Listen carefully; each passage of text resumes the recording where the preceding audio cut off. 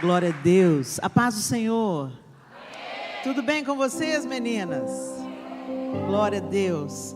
Eu e o João estamos muito gratos, muito felizes por poder estar com vocês aqui em Lagoinha, Guarujá, e com outros convidados e pastoras da região. Bendito seja Deus, porque o Senhor sempre que nos reúne, Ele tem um propósito que é maior do que qualquer uma de nós. Amém? Eu tenho uma palavra para compartilhar com vocês hoje, e também tenho um convite para te fazer. Eu ia fazer esse convite logo agora no início, mas eu vou deixar esse convite para falar depois da palavra, porque eu não quero perder a atmosfera que já está aqui nessa plataforma, a ministração da dança. Nosso coração está prontinho aí para receber a palavra. Então eu queria que, sem mais delongas, você abrisse a sua Bíblia comigo no livro de Atos, capítulo 9. Atos, capítulo 9. Metamorfose, né, gente? O que é metamorfose? Segundo o dicionário da língua portuguesa, metamorfose é mudança completa de forma, natureza ou estrutura. Transformação, transmutação, mudança relativamente rápida e intensa de forma, estrutura e hábitos que ocorre durante o ciclo de vida de certos animais. E aqui está bem representado pela borboleta, né? Sempre que a gente fala a palavra metamorfose, a primeira coisa que nos ocorre, o primeiro animalzinho que nos ocorre é a borboleta, não é isso? Então vamos lá, vamos para a palavra de Deus. Atos capítulo 9, a partir do verso 1, diz assim: Saulo, respirando ainda ameaças e morte contra os discípulos do Senhor, dirigiu-se ao sumo sacerdote e lhe pediu cartas para as sinagogas de Damasco, a fim de que, caso achasse alguns que eram do caminho, tanto homens como mulheres, os levasse presos para Jerusalém. Enquanto seguia pelo caminho, ao aproximar-se de Damasco, subitamente, uma luz do céu brilhou ao seu redor. Ele caiu por terra e ouviu uma voz que lhe dizia: Saulo, Saulo, por que você me persegue? Ele perguntou: Senhor, quem é você? E a resposta foi: eu sou Jesus, a quem você persegue. Mas levante-se e entre na cidade, onde lhe dirão o que você deve fazer. Os homens que viajavam com Saulo pararam emudecidos, ouvindo a voz, mas não vendo ninguém. Então Saulo se levantou do chão e, abrindo os olhos, nada podia ver. E guiando-o pela mão, levaram-no para Damasco. Esteve 3 dias sem ver, durante os quais nada comeu nem bebeu. Havia em Damasco um discípulo chamado Ananias. O Senhor lhe apareceu numa visão e disse: Ananias. Ao que ele respondeu: eis-me aqui, Senhor. Então o Senhor lhe disse: levante-se e vá à rua que se chama Direita, e na casa de Judas procure um homem de Tarso chamado Saulo. Ele está orando, e numa visão viu entrar um homem chamado Ananias e impor-lhe as mãos para que recuperasse a vista. Ananias, porém, respondeu: Senhor, de muitos tenho ouvido a respeito desse homem, quanto mal tem feito aos teus santos em Jerusalém. E aqui em Damasco, ele tem autorização dos principais sacerdotes para prender todos os que invocam o teu nome. Mas o Senhor disse a Ananias: vá, porque este é para mim um instrumento escolhido para levar o meu nome diante dos gentios e reis, bem como diante dos filhos de Israel, pois eu mesmo vou mostrar a ele quanto deve sofrer pelo meu nome. Então Ananias foi, entrando na casa, impôs as mãos sobre Saulo, dizendo: Saulo, irmão, o Senhor Jesus, que apareceu a você no caminho para cá, me enviou para que você volte a ver e fique cheio do Espírito Santo.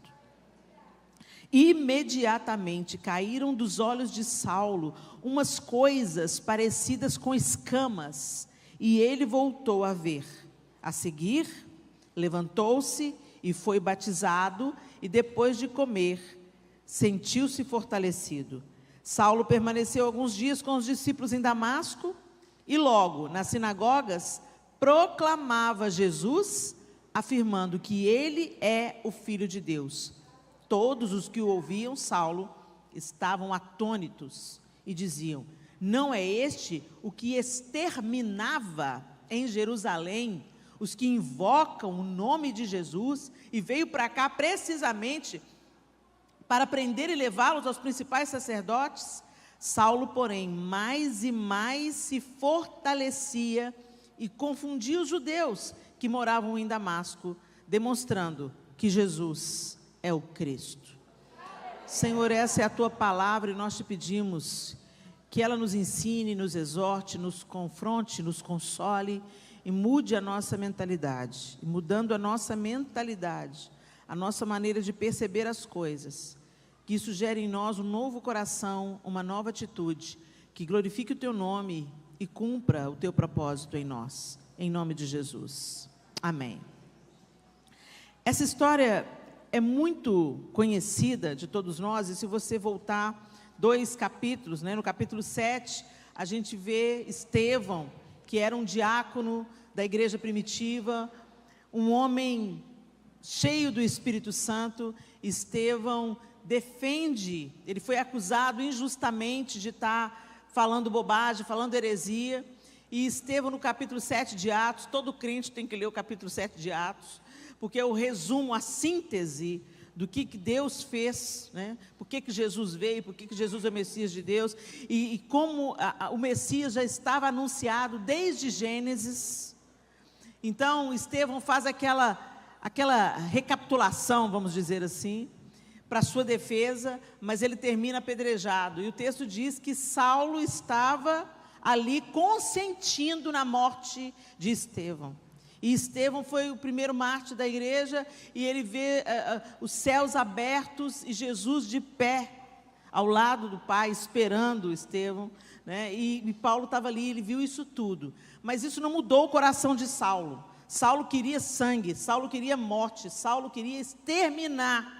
Gente, ele não queria apenas prender. Como nós acabamos de ler aqui, eles ficavam atônitos nas sinagogas, quando viam Paulo falando, falaram: mas peraí, não é esse aí que queria exterminar o povo? Ele prendia e depois mandava executar. Então Paulo assassinou e permitiu e consentiu no assassinato de várias pessoas que tinham entrado no caminho, ou seja, aqueles que seguiam a Cristo. Quando você volta também no livro de Atos, você vai ver que já tinha, por causa da morte de Estevão, houve uma grande dispersão. Era um momento de tribulação em Jerusalém. Então muita gente fugiu de Jerusalém e foram pela Judéia, foram para Samaria, fugindo da perseguição em Jerusalém. E é tão lindo quando a gente vê que eles estavam fugindo, mas não perderam o propósito. Eles fugiram, mas não se acovardaram. Eles foram para esses lugares para anunciar o Evangelho. E aí a gente vê ali as pessoas em Samaria recebendo. Pedro e João saíram de Jerusalém, quando ficaram sabendo que Samaria estava crendo em Jesus, eles foram lá, impuseram as mãos, e o povo foi batizado no Espírito Santo. Avivamento estava acontecendo. Debaixo de quê? De perseguição. Não sei o que vem para frente aí não, gente. Mas eu sei que Deus não perdeu o controle. E a verdadeira igreja de Jesus, a verdadeira, não estou falando da instituição não, porque aqui, nesse auditório aqui tem joio e tem trigo. Tem bode e tem ovelha. Então cuida de ser ovelha e cuida de ser trigo. Porque não é frequentar uma instituição que nos torna nascidos de novo e que nos torna filhos de Deus. Você pode ficar anos dentro de uma igreja e não ser transformado, e não sofrer uma metamorfose. Da mesma forma que você entrar com uma bicicleta numa garagem 500 vezes, não vai fazer ela virar um carro. Então nós precisamos realmente de uma experiência. E aí, aqueles que já tinham Jesus, quanto mais batia na igreja de Jerusalém, mais ela avançava, mais ela crescia, mais ela conquistava. É uma coisa linda. O Senhor não perde o controle de absolutamente nada. E a gente escuta as promessas para o Brasil, de que o Brasil vai ser levantado no mundo como um país de avivalistas, que vai enviar seus ungidos para o mundo todo e tal. A gente não sabe o caminho. Às vezes, para a ave aprender a voar, o que a águia mãe faz? Joga os bichinhos para fora do ninho. Não é nada, não deve ser nada gostoso a experiência. Você aprende a voar na tribulação, né? Então segura firme, deixa Deus fazer a obra que tem em você. Não é as circunstâncias que definem quem você é. Pode estar reinando quem for, governando quem for, o bicho pode estar pegando, a inflação pode estar lá em cima, não interessa. O Senhor continua sendo o nosso rei.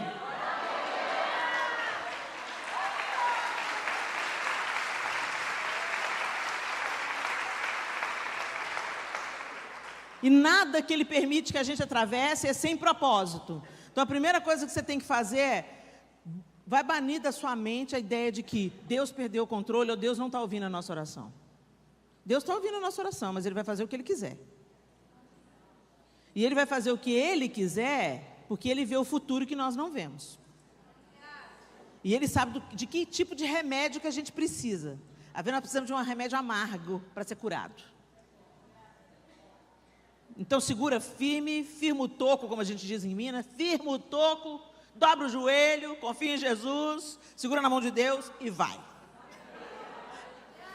Aí a gente vê aqui, gente, esse homem que tocou o terror na igreja em Jerusalém, o povo está disperso em Jerusalém, foram pelo deserto da Judéia, foram para Samaria, mas eles continuaram anunciando o Evangelho, e Jesus foi fazendo a obra. Eles estavam fugindo, e Jesus é amor, fugindo, e Jesus cura, fugindo, e seja batizado com o Espírito Santo, e Deus fazendo uma obra maravilhosa, e Paulo só agarrando mais ódio da igreja, quanto mais bate, mais cresce, parece bolo, né? E aí o texto começa dizendo para a gente, Saulo respirando ainda ameaças e morte contra os discípulos do Senhor, dirigiu-se ao sumo sacerdote e pediu cartas para as sinagogas de Damasco. Quer dizer, não vou perseguir só aqui em Jerusalém não, vou perseguir em Damasco também, vou passar o rolo compressor também, pensava ele. E aí, gente, enquanto seguia pelo caminho, verso 3, ao aproximar-se de Damasco, subitamente, fala comigo, subitamente, é de uma hora para outra, subitamente,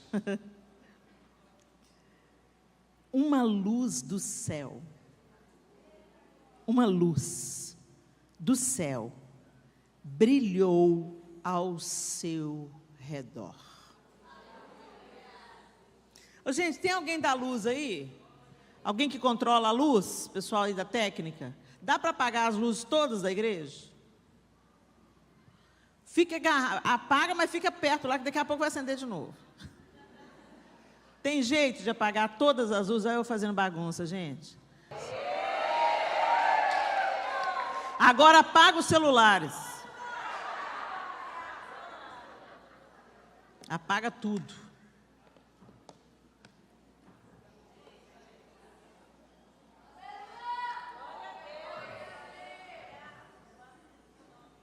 Vocês conseguem enxergar o meu rosto agora? Eu também não consigo enxergar vocês. Talvez você se lembre do que tem aqui na frente, porque você já viu com as luzes acesas. Mas se você entra num ambiente escuro assim, não dá para você discernir absolutamente nada. Você pode até definir formas, se você vai se acostumando com a escuridão. Mas quando a luz acende, pode acender a luz, pessoal. Não acende tudo, só essa. Precisou de acender todas? Vocês já me enxergaram aqui? Não precisou. Acende uma pequena luz no meio da escuridão, ela quebra toda a escuridão. A gente custou a ficar na escuridão total, porque sempre tem uma luz brilhando, e nós não ficamos numa escuridão total, porque algumas luzinhas de LED, algumas coisas estavam ligadas. Então, nós não ficamos numa escuridão total. Mas onde há uma escuridão total, se uma pequena lâmpada ou um palito de fósforo é riscado, quebra a escuridão. Nós precisamos que a luz do Senhor se achegue a nós. Esses dias eu e o João estávamos conversando sobre uma pessoa que nós amamos muito, que está vivendo na escuridão. E nós dois conversávamos sobre aquilo, e a gente falava, mas não é possível que ela não vê isso. E eu falei com ele assim, não vê, porque na escuridão você não vê. Quando a gente se achega à luz, é que a gente enxerga a sujeira da roupa, uma mancha, um estragado, não é assim? Só quando você está na luz é que você enxerga. Na escuridão a gente não enxerga. A gente viu o exemplo disso aqui agora. Então, a luz de Jesus precisou de brilhar na vida de Paulo, ao redor de Paulo. E quando essa luz brilhou, primeiro a luz brilhou, depois Jesus falou. E Jesus chama Saulo pelo nome e faz uma pergunta. Saulo, Saulo, por que me persegues? É tão interessante que Jesus estava tomando para si a ofensa feita aos seus. Jesus estava falando, você não está perseguindo Estevão, Pedro, João, Tiago, você está me perseguindo. Porque me persegues. Mexeu com a noiva, mexeu com o noivo. E Ele toma as nossas dores, Ele toma a nossa defesa. E eu não estou falando da igreja instituição, eu estou falando da igreja noiva. Da igreja que vai ser arrebatada. A parede não vai ser arrebatada, o telão não vai ser arrebatado, estruturas humanas não serão arrebatadas, pessoas serão arrebatadas. A luz brilha ao redor de Paulo, isso fala de envolvimento, ele foi envolvido ao redor. Ele foi cercado por uma luz e por uma voz. E quem estava com ele, via que estava acontecendo alguma coisa, mas não conseguia enxergar, não conseguia ouvir, entender. Jesus estava falando diretamente com Saulo. E o que aconteceu imediatamente a essa manifestação sobrenatural de Jesus? Saulo fica cego. Tão interessante isso, né, gente? Ele pensava ter uma grande visão. Ele pensava que ele era o defensor da lei. Ele pensava que ele era o cara que podia mudar tudo. E de repente ficou cego e precisava do favor de terceiros. E ele aguardou em uma casa, Jesus mesmo já falou, entra na cidade e aguarda lá. E o texto diz que ele aguardou ali por um tempo. Ele aguardou ali por um tempo. E aí o Senhor manda Ananias ir orar por ele. Ananias queria orar por ele, queria não ser eu, hein, Jesus. Você já ouviu? A gente sempre quer ensinar para Jesus. Você já ouviu falar dele? O senhor tem certeza que o senhor quer salvar essa bisca mesmo? O senhor tem certeza que o senhor tem interesse nesse cabra que está matando os seus filhos? O senhor não está equivocado, não? Gente, esse é Jesus. Ele é aquele que transforma o assassino, o sanguinário, o vagabundo, o safado. E também a gente, o mentiroso, o adúltero, né, com a língua grande. Porque pecado é tudo pecado. Às vezes a gente se gaba pensando que o nosso pecado é mais limpinho, né? O meu pecado é menorzinho. Não tem pecado menorzinho, não. A consequência dele pode ser diferente. Mas o pecado nos separa de Deus. E todos nós, a Bíblia diz, não sou eu que estou dizendo, todos pecaram e foram destituídos da glória de Deus. Por isso que nós precisamos de Jesus, para nos reconciliar com Deus. O que eu quero enfatizar aqui, gente, é que depois desse encontro na estrada para Damasco, Paulo entrou no casulo. Ele ficou cego. Ele ficou débil. Ele ficou dependente. O cara intelectual, inteligente, capaz, educado aos pés de Gamaliel. O cara era fera, o cara era top. zeloso da lei, e de repente depende do favor dos outros. De repente fica cego. Gente, nessa cultura, qualquer tipo de dificuldade, de deficiência, não é como hoje nós vivemos. Apesar da gente ainda ter muito que melhorar e crescer em inclusão social, né?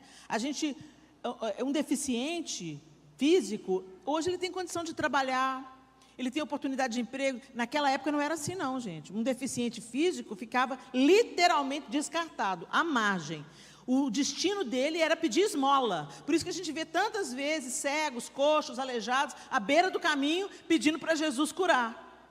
Porque eles eram realmente discriminados, não tinha oportunidade para eles, não tinha vida, eles iam ter que viver do favor dos outros. Imagina esses dias que Saulo ficou ali, aguardando o desfecho da história. Ele se levantou do chão e, abrindo os olhos, nada podia ver. E guiando-o pela mão, levaram-no para Damasco. Ô, gente, é engraçado quando a gente fala nesse texto, todo mundo fala, Paulo caiu do cavalo. Não cita um cavalo. O cavalo é uma criação nossa, ou uma imaginação nossa. Ele podia estar no cavalo? Podia estar no cavalo. Mas o resto do caminho, se ele estava no cavalo, o resto do caminho ele chegou a pé. Porque guiando pela mão, levaram-no para Damasco. Não fala, guiando no lombo do cavalo, levaram para Damasco. No texto está falando, guiando pela mão. Quer dizer, você não enxerga, alguém tem que te guiar, vão para Damasco. Esteve 3 dias sem ver, durante os quais nada comeu, nem bebeu. Por que vocês acham que Paulo não comeu nem bebeu? Saulo era um entendedor da lei. E o jejum sempre foi um caminho de purificação. O jejum é um caminho de dizer para a nossa carne, fique aqui de lado porque eu preciso de fortalecer o meu espírito. Eu preciso de desimpedir a minha audição espiritual. Eu preciso de me desintoxicar daquilo que supre as minhas necessidades e estar totalmente aberto para aquilo que Deus quer falar. Jejum não é barganha com Deus. Às vezes a gente veio do cristianismo romano e a gente pensa que jejum é igual promessa. Eu faço um jejum para Deus me dar uma bênção. Gente, isso não é verdade, tá? O jejum é uma disciplina espiritual para dizer para a sua carne que ela não manda e que o seu espírito precisa estar conectado ao Espírito de Deus para ter clareza nos passos e decisões que você precisa tomar. É como se você estivesse enfraquecendo a sua carne para o seu espírito ser fortalecido. Vocês estão entendendo? Em linhas gerais é isso. E ele fica sem comer e sem beber. Ele precisava de entender o que estava acontecendo. E Saulo amava a Deus. Ele amava a Deus, ele amava a lei, ele amava obedecer a lei. Só que era um zelo assassino. Como que em nome de Deus ele fazia tanta atrocidade? A gente faz a mesma coisa. Em nome de Deus a gente para de conversar com um parente que não é crente. Em nome de Deus a gente para de ir no churrasco da família. Em nome de Deus a gente demoniza o Natal, a única data que a gente podia encontrar com todo mundo e testemunhar do nascimento de Jesus e do propósito da vinda dele. A religião mata. A religião faz a gente se sentir melhor do que o outro. E era exatamente o que estava acontecendo com Saulo. Ele era tão bom, tão bom, tão bom, tão bom na lei, que o Messias de Deus veio diante dele, levantou os seguidores, e o que ele passou a fazer? Matar os seguidores de Jesus. Então Jesus teve que vir pessoalmente ter um tete-a-tete com Saulo. E depois teve que ter um tete-a-tete com Ananias. Vai lá, Ananias. Vai lá, porque eu é que estou trabalhando. Eu é que vou levantar esse homem, porque eu sou assim. Eu levanto as coisas que não são. Eu levanto os absurdos. Eu faço com aqueles que é impossível acontecer alguma coisa. Porque para mim não é impossível. E ele mesmo vai sofrer por causa do meu nome. E Ananias vai lá, ora por Saulo, e escamas caem dos olhos dele. Olha um processo de metamorfose maravilhoso aí.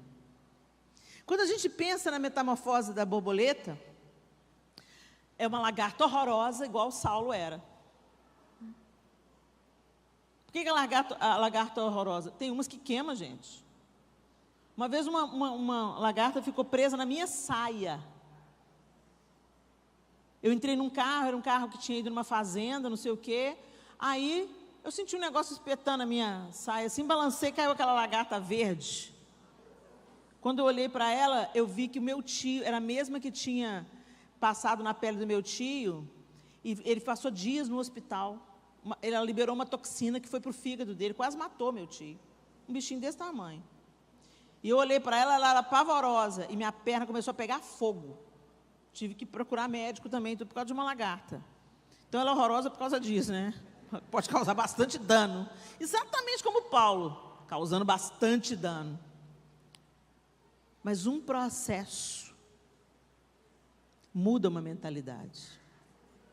E muda uma maneira de agir. E muda o rumo da vida. O negócio é se submeter ao processo. E o processo começa na hora que ele levanta do chão. Na hora que ele levanta do chão, está deficiente visual. O que adiantava a letra? O que adiantava o conhecimento? O que adiantava a fama? O que adiantava a pose de Paulo? Vou fazer, vou acontecer, vou prender, vou arrastar, vou acabar com esse movimento. Levantou cego. Ele podia ali ter começado a praguejar contra Jesus, vocês não acham? O ódio dele podia ter sido acirrado. Como assim? Por que eu estou cego? Por que você tirou minha vista? Ele fez isso. Ele se deixou levar. E eu fico imaginando as coisas que passou pela cabeça do apóstolo Paulo nesses 3 dias. Quem aqui assistiu Paulo, o apóstolo de Cristo?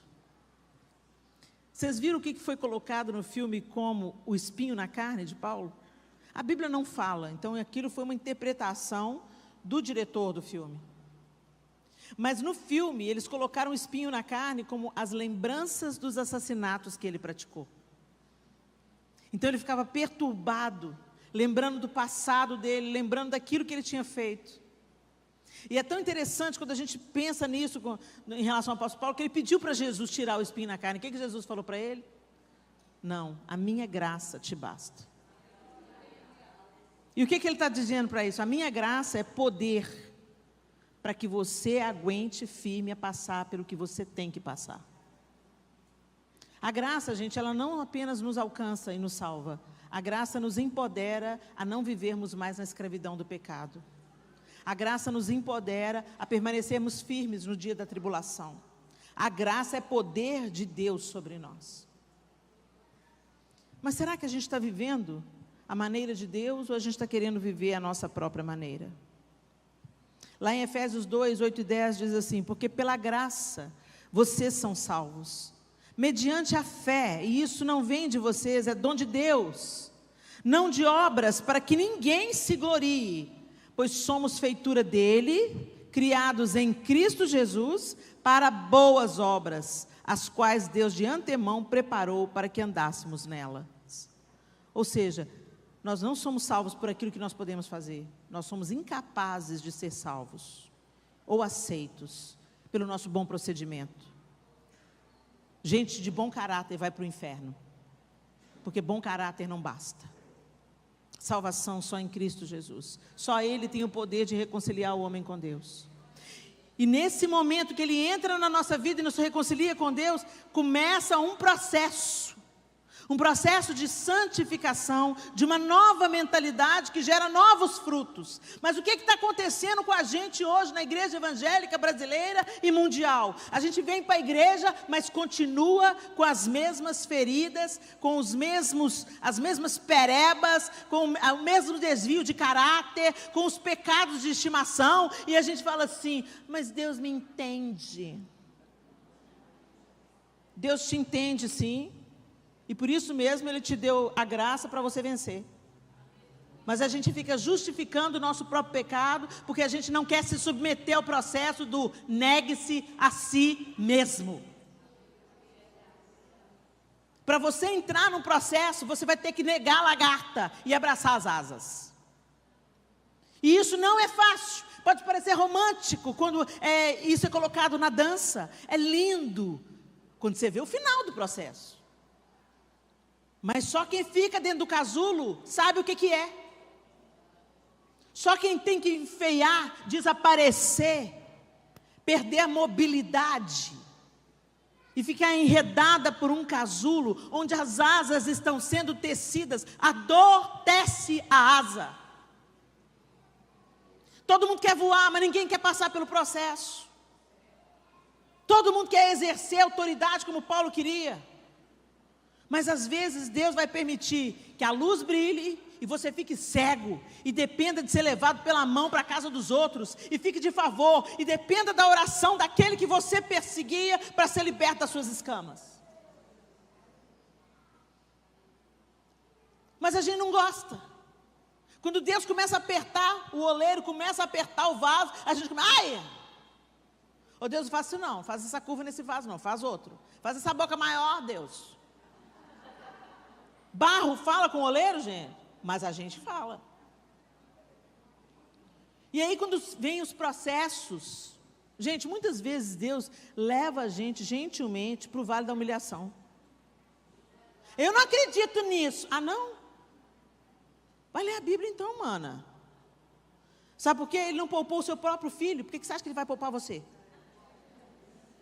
Ele moeu Jesus para que você tivesse vida. Por que você acha que ele não vai te moer para que outros também sejam edificados pela pérola forjada em você, pela sua dor?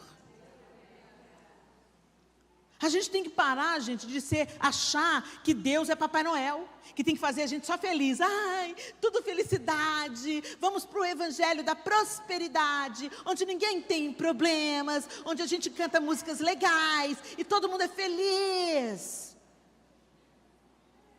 Esse não é o evangelho de Jesus Cristo, não, gente. O evangelho de Jesus Cristo é o evangelho de cruz.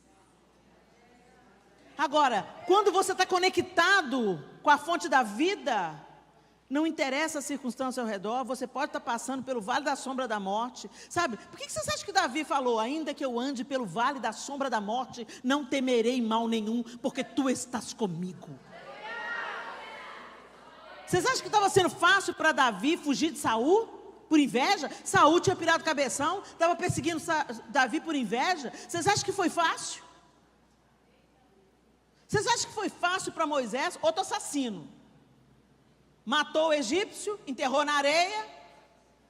Alguém viu, falou assim, você matou o cara ontem, fugiu. Essa parte a gente esquece. Nossa, se Moisés viesse aqui na igreja hoje converter-se, a gente fala, nossa, já viu fulano? Está aí Moisés, matou um egípcio. Vocês entenderam a hipocrisia do evangelho que a gente está vivendo hoje? É o assassino mesmo que Jesus transforma. É o assassino mesmo, para que a glória e o poder de Deus seja manifesto. E a gente pensa, nessa nossa arrogância, que a gente também não precisa de processo, não precisa de transformação. Gente, eu não sei vocês não, mas eu preciso de transformação, dia após dia. Eu preciso. Eu não quero continuar como eu estou hoje. Hoje eu sou melhor do que eu era ontem, mas amanhã eu quero ser melhor do que eu sou hoje. É um processo de crescimento constante. A gente, diferente da borboleta, vai ser metido dentro de um casulo algumas vezes. Mas eu quero te dizer, para de recalcitrar contra os aguilhões, para de resistir quando Deus começa a mover. Porque a gente identifica Jesus movendo quando o dinheiro está na conta. Jesus é provedor. Ele é. A gente vê Jesus movendo quando os sonhos da gente coincidem com os dele. Ai, que bênção, vou casar com o meu melhor amigo, que lindo. Vocês estão rindo por quê, gente? A gente tem que casar com o melhor amigo, sabia? O seu marido tem que ser o seu melhor amigo. Se não está assim, vai cultivar. Vai cultivar essa amizade. Quando tudo está dando certo, Deus está no trono, Deus está no poder. Gente, Deus não perde o controle. Ele institui e Ele destitui quem Ele quer. E a nossa esperança não está no homem. Gente, por mais bem intencionado que os homens sejam, o sistema é apodrecido. O mundo se encontra num lugar de queda, sem Cristo. E tudo que não tem Cristo apodrece. Então a gente tem que entender o que significa: venha a nós o teu reino, seja feita a tua vontade, aqui na terra como no céu. O pão nosso de cada dia, eu não estou preocupado com amanhã, de cada dia, nos dá hoje. E perdoa as nossas dívidas como nós temos perdoado. E aí pegou, hein? Porque aí você põe o padrão para Deus. Como eu tenho perdoado, você pode me perdoar. Está perdoando?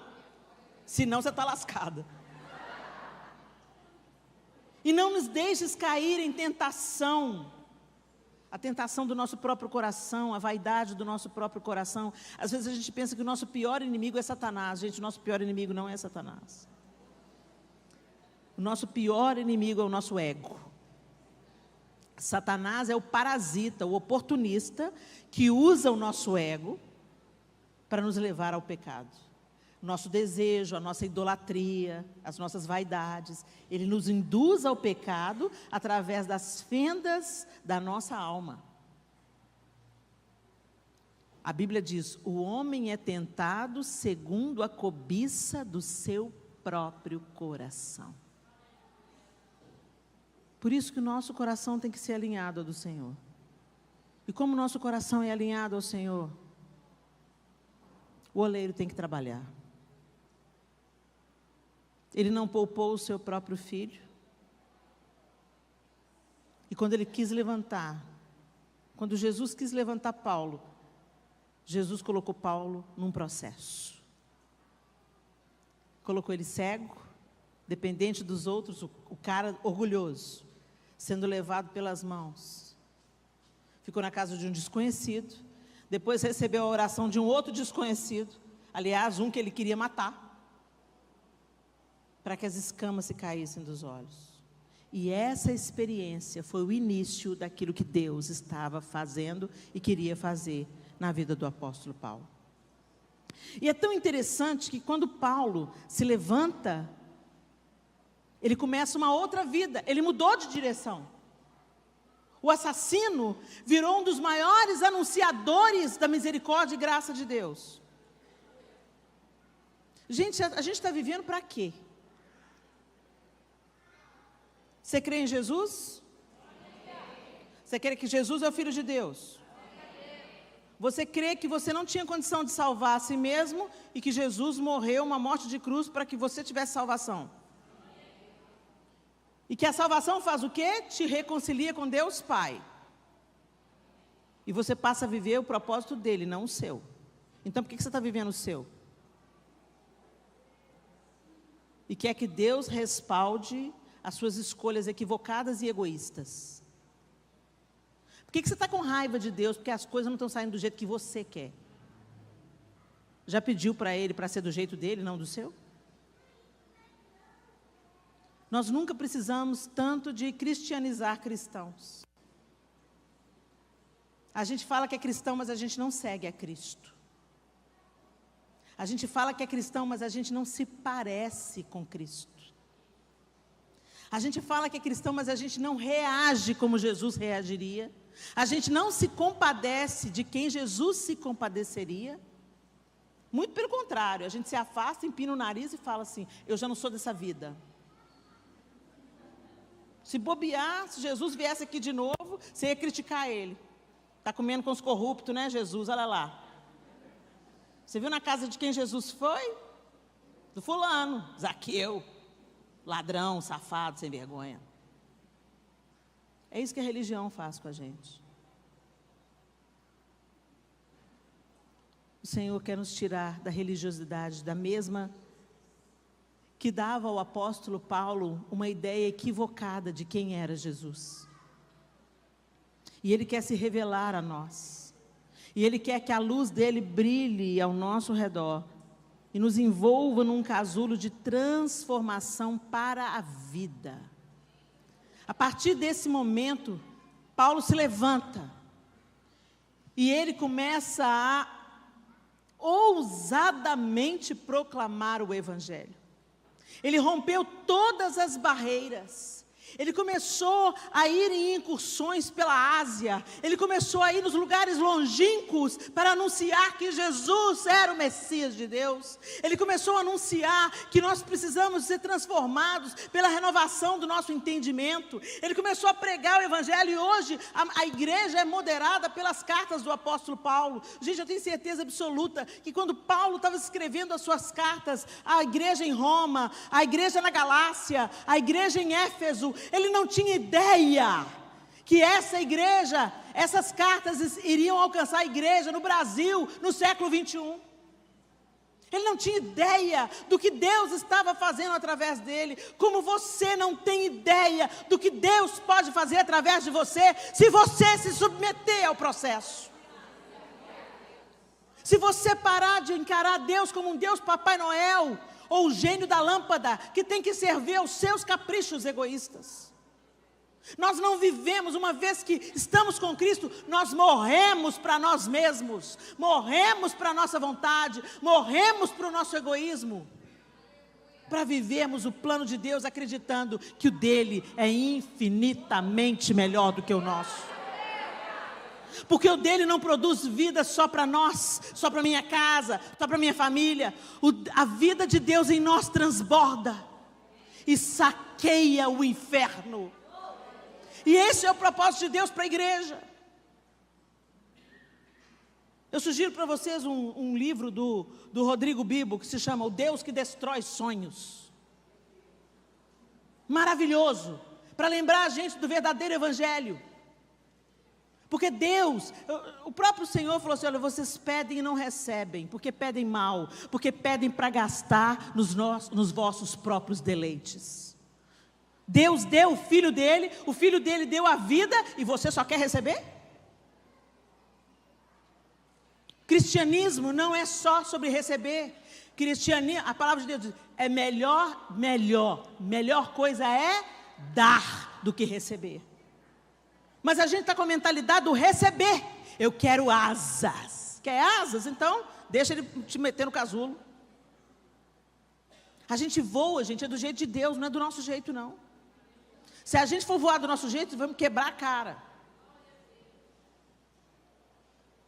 E a gente quer abortar os processos, e certamente alguém que está aqui já deve ter ouvido aquela história de uma criança que viu uma borboleta querendo romper o casulo.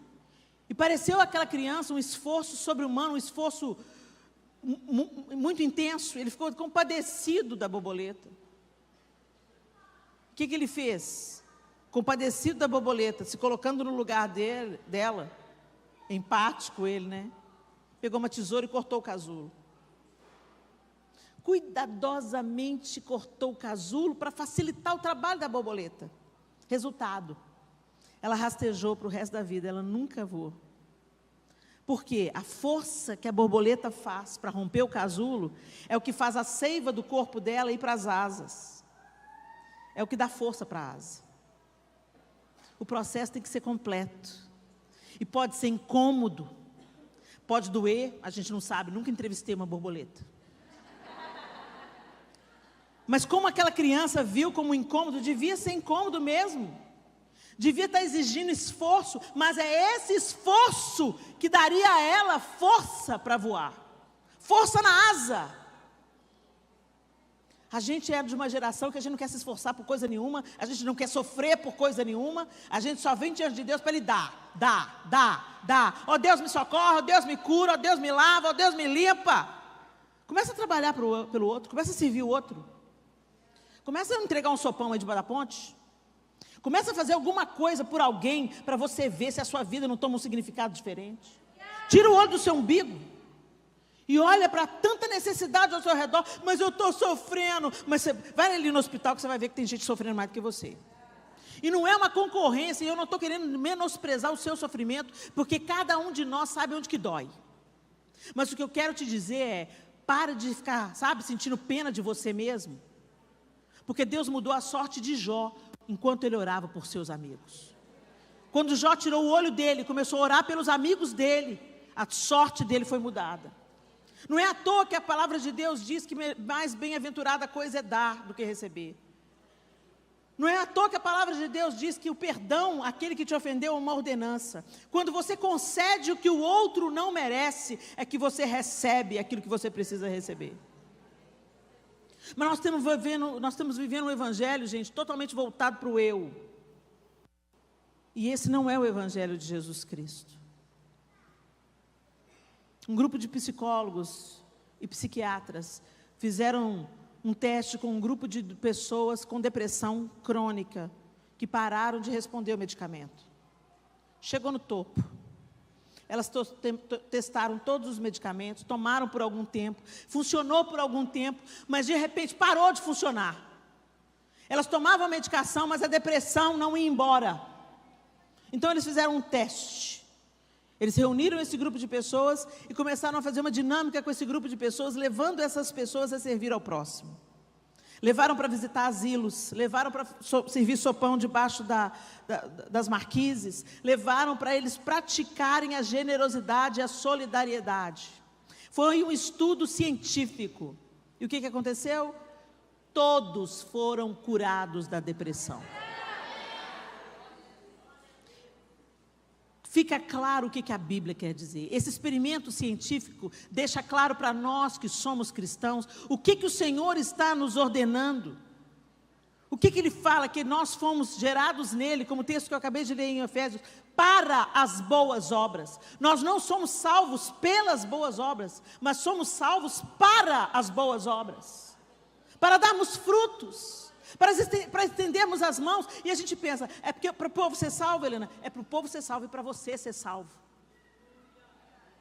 Não a salvação que é da morte do inferno, a salvação da enfermidade da alma, a salvação do egoísmo, a salvação da egolatria. Quando nós trabalhamos por algo além de nós mesmos e da nossa própria casa, a gente encontra significado, gente. A gente encontra o nosso propósito. O Senhor não nos salvou para a gente viver só para a gente. Então é romântico quando a gente fala de uma borboleta voando. A borboleta voa, mas ela não fica voando só em cima da sua casa, não. Ela embeleza a vida de tanta gente. Eu não sei vocês, mas eu fico tão feliz quando eu vejo uma borboleta, dessas bonitona, colorida. Eu fico assim, uau, que linda! E quando uma pousa em você? Você está lá assim, de repente a borboleta pousou no seu cabelo. Você não quer nem... você não quer nem mexer, que graça, a borboleta pousou em mim. É isso que o Senhor quer fazer com a sua vida. Quando você chegar, embelezar. As pessoas terem saudade de você. Fulana foi embora. Não vai não, fulana. Quando você chega, é tanta alegria. Tem gente que é crente, chegou a crente. Ô fulano, você vem para o churrasco? Não vou poder ir não, que eu vou ter que ir para a igreja. Tá bom, graças a Deus. Quando a gente vai lendo sobre a igreja primitiva em Atos, o texto de Atos 4, se eu não estou enganada, fala assim, que Deus ia lhes acrescentando aqueles que haveriam de ser salvos, e que a igreja contava com a simpatia de todo o povo. O povo tem saudade de você lá no trabalho? Eu quero te ver pelas costas. Gente, nós como cristãos deveríamos ser os mais empáticos, os mais solidários, os mais engajados, os mais inclusivos, porque nós fomos incluídos. Tudo um bando de perdido, perebento, pecador, e Jesus se tornou a gente filho. Olha que coisa linda.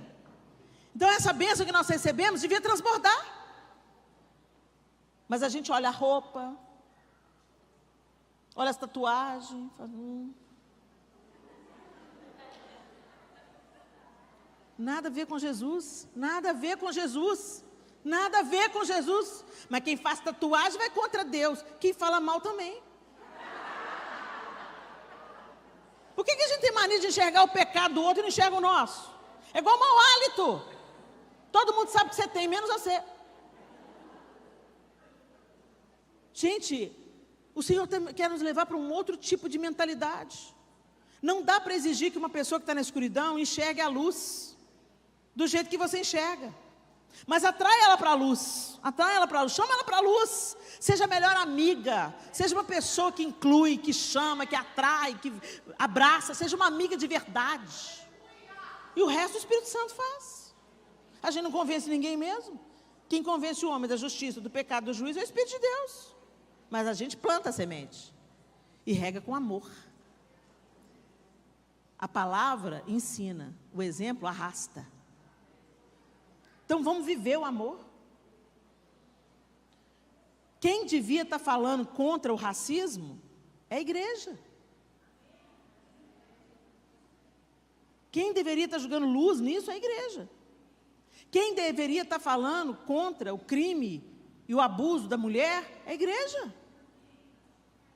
Quem deveria estar assumindo os vulneráveis, as crianças abandonados. É muito fácil a gente falar assim, nós somos conservadores, levantamos a bandeira da família.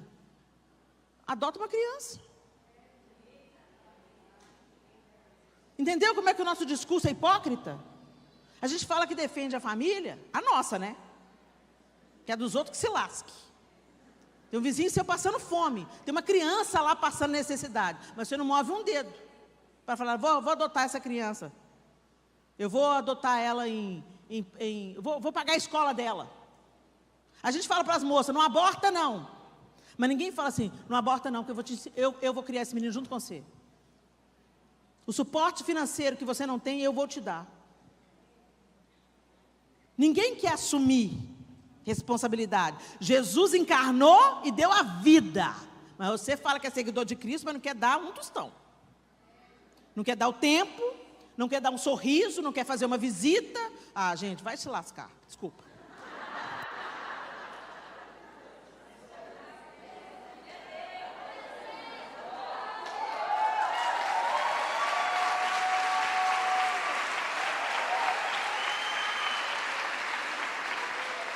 Gente, presta bastante atenção no que eu estou te falando. Às vezes essa palavra para você pode parecer dura demais, mas deixa eu te falar. A única vez que eu vi Jesus sendo duro é com hipócrita. O Senhor não tolera a hipocrisia. A hipocrisia é você parece uma coisa, mas é outra. Você tem um discurso bonito, mas a sua atitude é podre. Você tem um discurso de piedade, e a gente está vendo isso aí na sociedade hoje brotando. A falsa piedade. O pessoal tem um discurso certo para embasar uma atitude errada e ideologias falsas. Isso é que acontece quando a igreja deixa uma lacuna. Quando a igreja não se ergue para combater o mal vem, se disfarça de bem e engana uma multidão com o discurso certo, mas a motivação errada. Vocês estão entendendo o que eu estou falando? Nós estamos no tempo da falsa piedade. Se fala de inclusão, entendeu? Mas tem um tanto de ideologia por trás disso. Tem um tanto de segundos interesses, segundas intenções nisso. Agora, se a igreja assume o seu papel de ensinar uma criança desde pequenininha, olha, filho, você nunca trata uma menina menosprezando uma menina.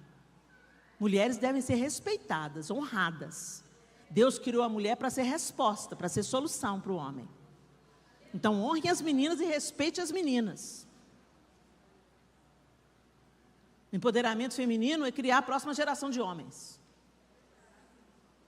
Ensine para os seus filhos que o amigo que tem a cor da pele diferente não é inferior, é tão inteligente, tão capaz como qualquer outra pessoa, como qualquer outro ser humano. Gente, a gente vive um racismo estrutural, sistêmico. Por quê? Se você vê uma criança preta saindo da aula de futebol, com o chinelo enfiado nas mãos, sem camisa, porque está com calor, você olha e fala, trombadinha. Por quê? Porque ele é preto? Os maiores crimes da nossa nação são cometidos pelo colarinho branco, por brancos. A gente tem que parar com essa estrutura racista dentro da casa do Senhor. Ensinando a próxima geração, porque o racismo é passado de geração para geração. E a gente é racista e pensa que não é. A gente é, mas a luz de Jesus tem que brilhar ao nosso redor. Nós precisamos de ser metidos no casulo E Jesus precisa de fazer a gente novos cidadãos com pensamento do céu, onde não há diferença entre homem e mulher, branco ou preto, grego ou judeu. A Bíblia que fala isso. Depois de Jesus, diante de Deus, não há diferença. Todos nós temos livre acesso a Deus. Então por que a gente faz a diferença? Jesus não fazia acepção de pessoas. Por que a gente faz? Porque a gente precisa do casulo. A gente precisa que a luz de Jesus brilhe ao nosso redor, como brilhou ao redor de Paulo. E se for preciso dele nos cegar, dele nos humilhar, nos abater, nos fazer andar pelas mãos de outros, nos fazer depender do favor de outros, para que a nossa arrogância seja batida, que assim seja, mas que ele nos dê asas. Nos dê asas para viver a vida que o apóstolo Paulo viveu, uma vida ousada, que amou ousadamente e que se entregou até o ponto da decapitação. Ele morreu por amor a Cristo.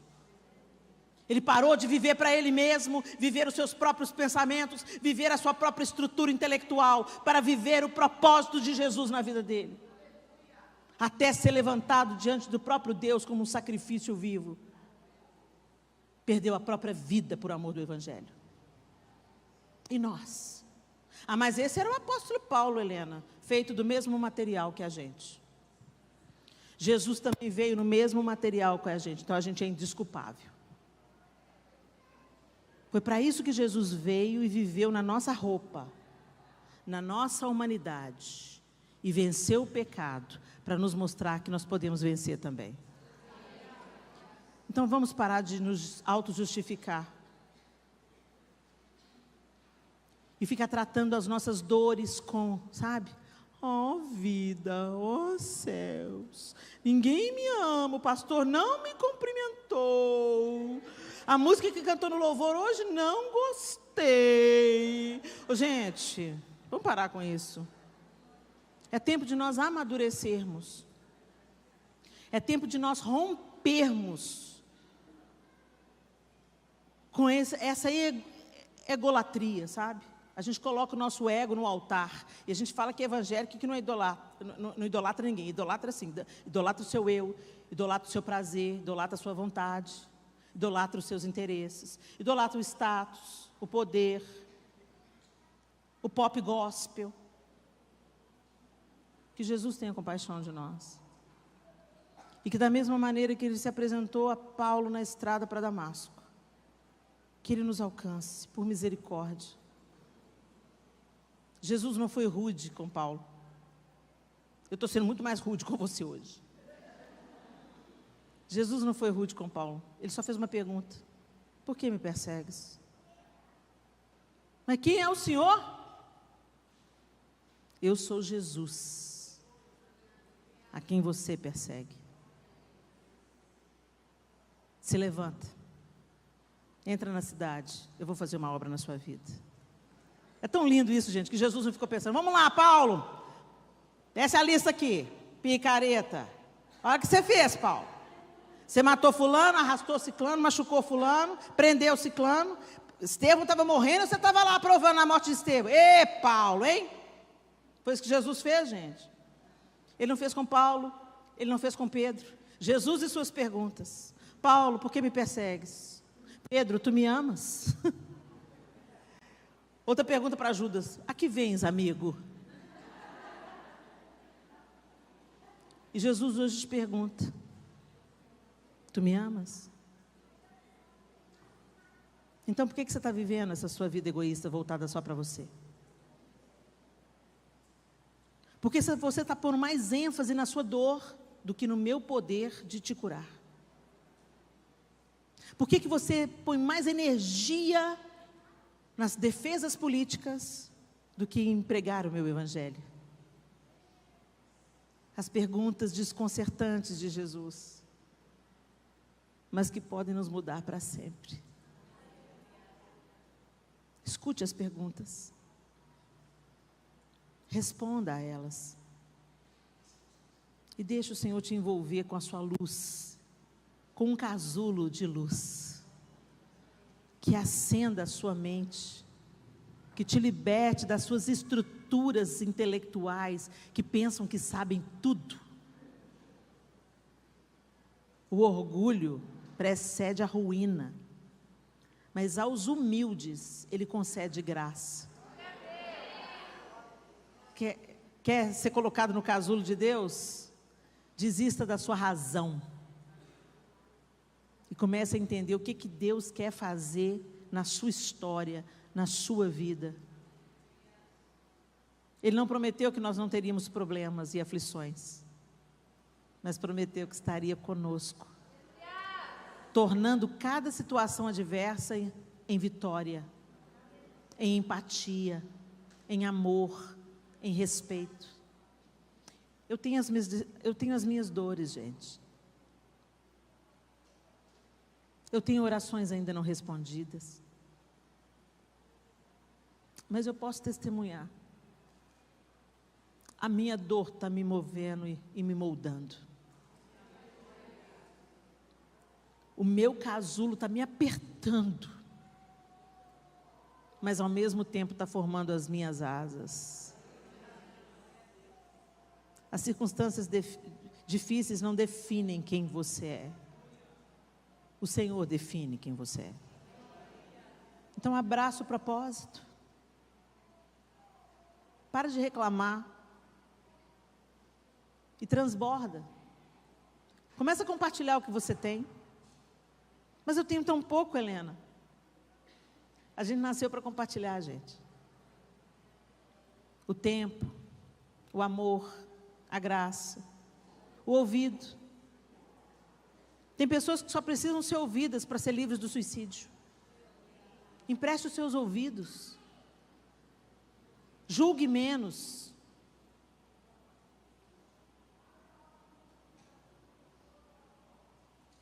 Nós também temos as nossas áreas de vulnerabilidade. Todos nós. Todos nós temos aquela área que a gente está sempre fracassando nela. E muitas vezes o Senhor não vai remover, não. Como Ele não removeu de Paulo. Para manter a gente bem aos pés dEle. E não deixar o orgulho subir para a nossa cabeça. O pior dos orgulhos é o orgulho espiritual. O pior orgulho é quando a gente se acha mais santo do que o outro. O pior orgulho é quando a gente para de enxergar a nossa fragilidade e dependência da graça de Deus todos os dias. Esse é o pior orgulho. O orgulho que nos faz sentir melhor, porque a gente é evangélico. Jesus não era evangélico. Jesus é o Evangelho. Feche os seus olhos.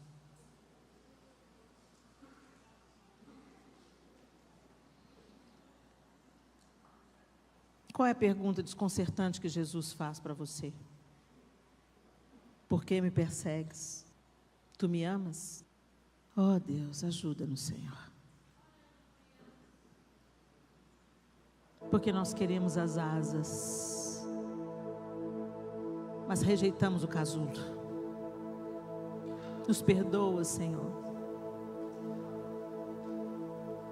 Porque não nos submetemos aos processos. Não encaramos a adversidade como uma oportunidade de crescimento, de auto-humilhação. Nos perdoa porque é mais fácil sermos governados pelo orgulho do que pelo quebrantamento.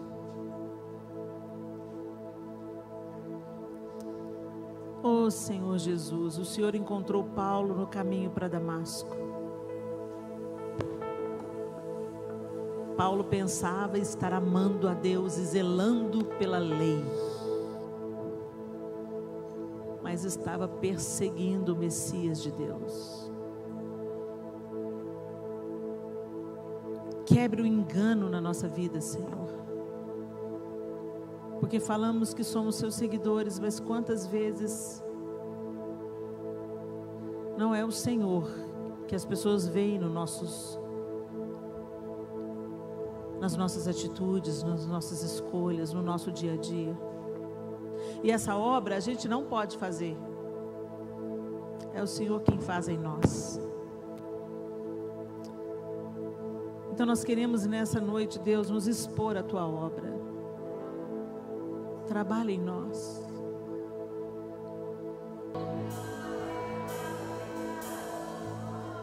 Gente, eu não queria acabar esse momento sem te dar uma oportunidade. Eu acredito na confissão pública. Eu acredito que diante dos anjos e dos demônios, a gente pode se erguer e dizer: Senhor, eu escolho o Senhor. Senhor, eu escolho o Teu propósito. Eu escolho negar a mim mesmo e Te seguir.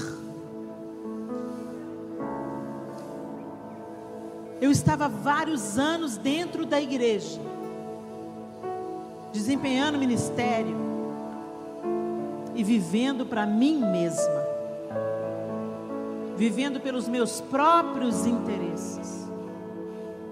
Eu pensava que era para a glória de Deus, falava que era para a glória de Deus, mas eu queria só ser aprovada e aceita pelas pessoas. A idolatria do eu, que a gente nem percebe. A gente faz para ser visto, para ser apreciado, para ser aplaudido, para ser aceito. Deus precisa de curar as nossas carências emocionais, para que a gente não roube a glória dEle. Porque Deus não divide a sua glória. E eu já era crente há mais de 10 anos, quando o Senhor fez uma obra maravilhosa na minha vida. De curar as minhas feridas do passado, de forjar em mim um coração agradecido por aquilo que eu já tinha nas mãos, e de me libertar das cadeias da religiosidade, da hipocrisia, que aparenta ser o que não é por dentro. É essa obra que o Senhor quer fazer. O casulo fala de algo de dentro para fora. Primeiro acontece dentro, para depois virar asa, virar beleza, virar cor, enfeitar a vida dos outros, mas precisa de acontecer dentro. E eu tive que um dia, mesmo sendo crente, mesmo cantando nos grupos, no coral da igreja, mesmo fazendo evangelismo na praça, admitir: Senhor, eu estou vivendo a religião, eu estou vivendo para mim mesma, eu estou adorando o ego, eu estou querendo aplauso, eu quero aceitação, eu quero a aprovação dos homens, mas eu agora, Senhor, eu não quero isso mais, eu quero a Tua aprovação, eu quero negar a mim mesmo, tomar a minha cruz e Te seguir. Eu não quero ser contada naquele grande dia com aqueles que curam, libertam de demônios, profetizam e não conhecem o Senhor e não são conhecidos pelo Senhor. Eu quero ouvir do Senhor: entra no reino bendito do meu Pai. Eu quero que o Senhor me conheça, eu quero que o Senhor me chame pelo nome, eu quero ser sua amiga. Isso mudou tudo e continua mudando, cada dia um pouco, cada dia um pouco. Mas um dia eu precisei de me humilhar diante de Deus. Eu precisei de orar e dizer: está ouvindo, inferno? Eu não sou cooperadora com você. Eu não vou aceitar as suas propostas de poder e de sedução. Eu vou me esvaziar para que o Senhor possa me encher.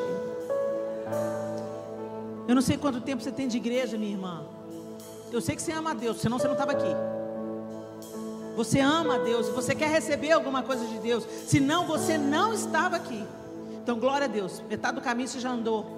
Você percebeu que você precisa de Deus e que você quer Deus. Mas você precisa de assumir isso publicamente.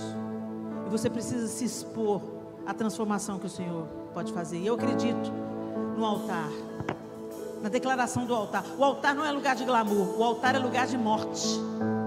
Então se você quer vir ao altar para entrar no casulo de Deus, sai do seu lugar e vem aqui à frente, e eu quero orar com você.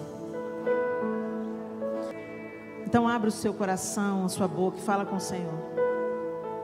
Senhor, nem eu sabia que eu estava nesse estado, mas que bom que o Senhor me atraiu. O Senhor me trouxe a esse lugar. O Senhor tocou o meu coração, e o Senhor quer transformar a minha vida como o Senhor transformou a vida de Saulo. Eis-me aqui, Senhor. Eu não quero resistir ao Teu chamado. Eu não quero resistir ao teu casulo. Eu quero ser envolvida por todos os lados pela tua luz. E eu quero experimentar a vida abundante que o Senhor tem para mim, em todas as áreas da minha vida. Eu quero experimentar o teu fluir, o teu agir, o teu mover. Eu não quero mais viver para mim mesmo, Senhor, para os meus projetos egoístas, mas eu quero ser uma tocha acesa nas tuas mãos, uma espada afiada, Senhor. Eu quero cumprir o teu propósito. Fala com o Senhor, abre o seu coração. Tem esse momento onde você pessoalmente verbaliza: Senhor, nós estamos no teu altar, ó Deus poderoso.